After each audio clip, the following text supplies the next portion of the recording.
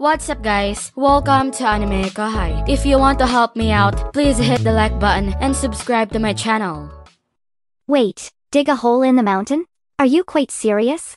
I am. That's what the project plan called for. But no tunnel is necessary for the route we have now, so I only wanted to ask in case it does become necessary in the future.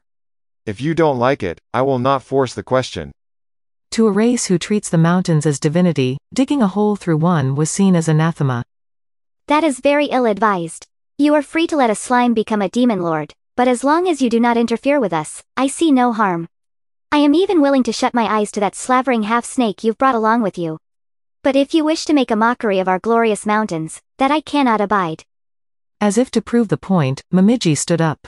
Benimaru had no intention of making an issue out of this, but now it seemed like the discussion was over.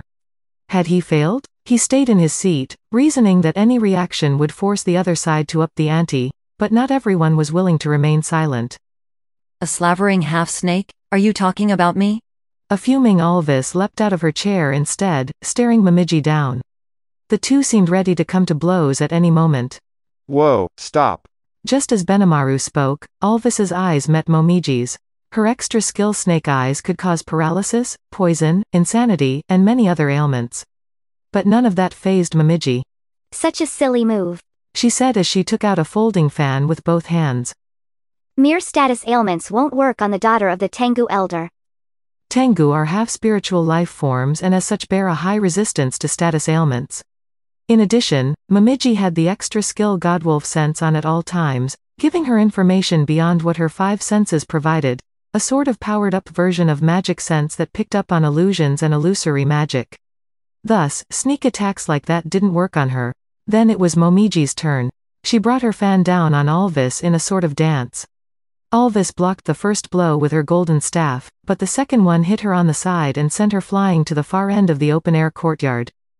Momiji's moves were simple but refined. The blow had shut the fan. Now she reopened it, elegantly hiding her lips with it. Are you done? I see the lycanthropiers are all bark and no bite. You better not rile me, country girl. I went easy on you because we were here to negotiate, but perhaps I didn't need to? Replied Alvis, her pride hurt. She stood back up, her wound already healed, and glared coldly at Momiji. Her presence was formidable indeed, as befitting one of the most powerful magic born in Eurazania. Went easy? I was going easy on you. It's taken quite an effort to avoid killing an envoy like yourself, I'll have you know. Or do you want to make me truly angry? It felt like their face-off was literally freezing the air around them. The younger Tengu warriors at the side of the courtyard tensed up as the concentrated auras filled the area. And in the midst of it, Benimaru sat drinking his tea, musing about how this had gone beyond the realm of a gaffe and into truly painful territory. Yes, you may be strong, but if you think a little girl as inexperienced as you in battle has a chance, think again. Would you care to try? I was hoping to build some battle experience, as you so kindly pointed out. I think you would make a fine test case. The stare down grew ever more heated, and then they both moved at once. The next moment, a flash of light streaked through the air, and the fan flew out of Momiji's hand. Silence fell over the courtyard. Faster than anyone could have reacted, Benimaru stepped into the fight. Enough. He blankly stated. I apologize for her offense, but I really can't have my companion killed. Sir Benimaru, you thought I would lose? Yes. If I didn't stop you, you would have been cut in two. Nonsense. Momiji said. I put none of my force into. No. You're careless with holding your aura back. You put too much power into it. I didn't. I lost. Both Momiji and Alvis fell to their knees. As they did, the doors on one end of the courtyard opened, revealing a large, beautiful, canine-eared woman. The young Tengu in the audience kneeled before her. Mother? The Tengu elder smiled at the panicking Momiji, ambling over to her daughter. When she reached her, You fool of a daughter. the roar echoed like a thunderclap. In another few moments, the group had relocated themselves to an inner chamber, one in the classic Japanese style with tatami mats and flat floor cushions for kneeling on. A door ahead led to an alcove, allowing the ill Tengu elder to take a rest whenever she needed. The elder had seen fit to give Momiji a rap on the head for her insolence. She rubbed it tearfully, dissatisfied with this treatment but unwilling to risk any more disobedience around her mother. No, there's no need to go that far. We simply wanted to introduce ourselves. Benimaru had yet to accomplish what he set out to do, but this was no longer an atmosphere for casual talk. Plus, with Alvis as dejected as she was, he sensed that overstaying his welcome would be supremely unwise. But the elder had other ideas.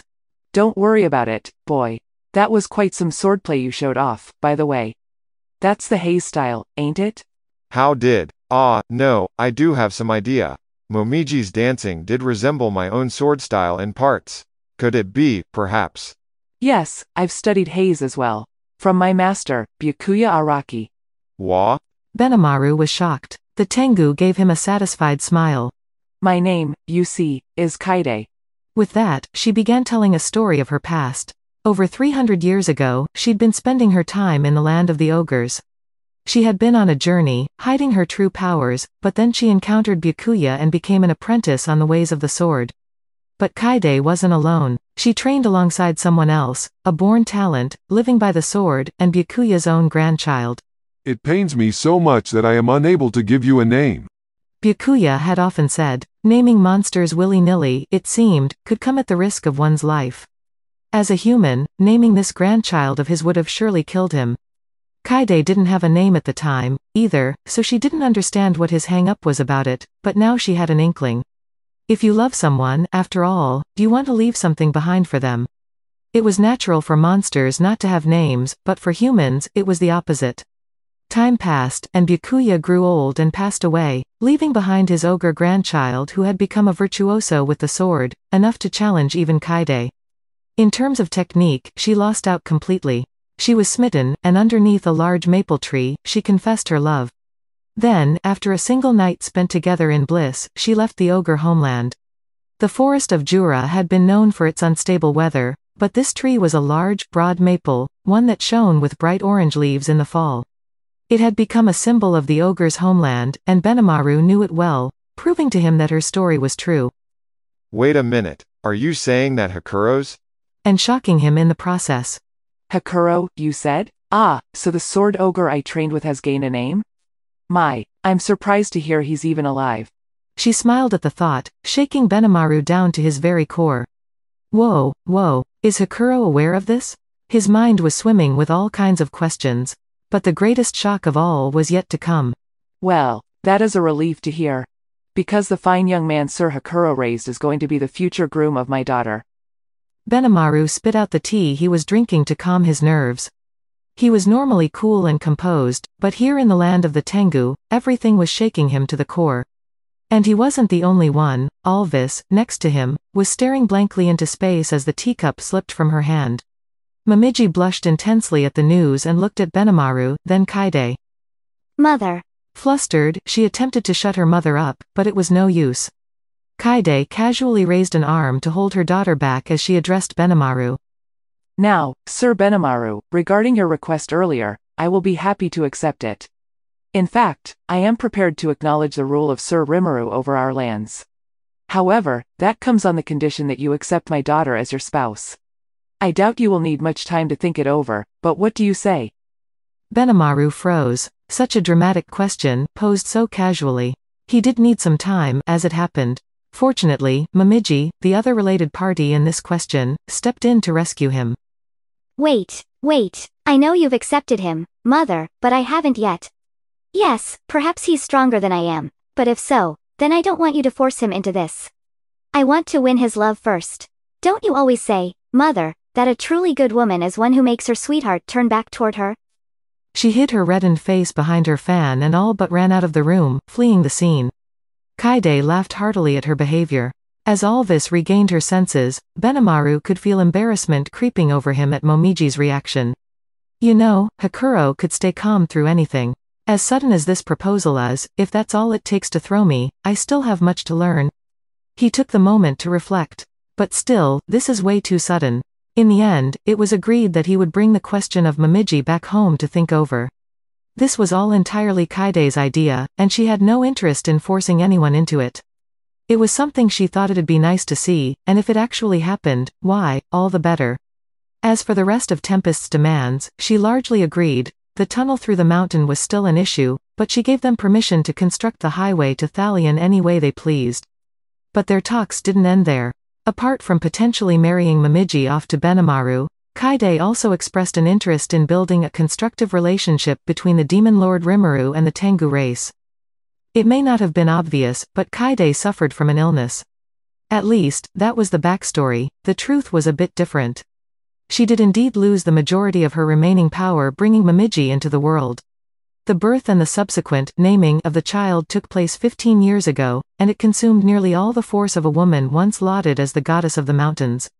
Death would be coming for her sooner rather than later, and that was why she wanted to find someone to back up and support her dear, inexperienced daughter. Benimaru's visit was a coincidence, but to Kaide, he brought hope, a final hope, gifted to her by her former lover Hakuro. If he turns me down, so be it, thought Kaide. You're still there, aren't you, with Sir Rimuru? I thought you would die before I did, but I see I was very happily mistaken. And won't seeing Momiji remind you of our own past a little? After some contemplation, Kaide agreed to postpone any concrete marriage plans. And with that, Momiji herself made her way to meet with the demon lord Rimuru in person. It was a pretty headache-inducing tale, and one representing the greatest danger Benimaru had experienced in his life. He described it as scarier than the first time he met me, which I wasn't sure how to take. Maybe that was just his sense of humor. Regardless, this was why Momiji had been sent here. If she landed such a clean hit on Alvis, you wouldn't want to underestimate her in battle. That's it for this video, guys. Thank you for always watching my videos and supporting my channel.